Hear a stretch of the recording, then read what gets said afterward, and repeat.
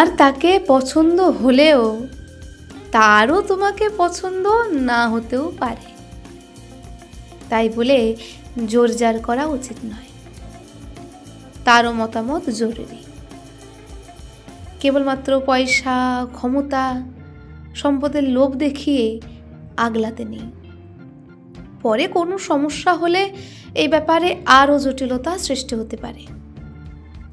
নিজের পার্টনারের ইচ্ছাটাও জানাও জরুরি। যেমন নিজের শখ জোর করে নিজের ভালো লাগাটা চাপিয়ে দেওয়া উচিত নয়।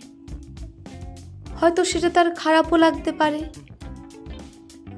সবাইকার তো পছন্দ অপছন্দ সমান নাও হতে পারে বাবু।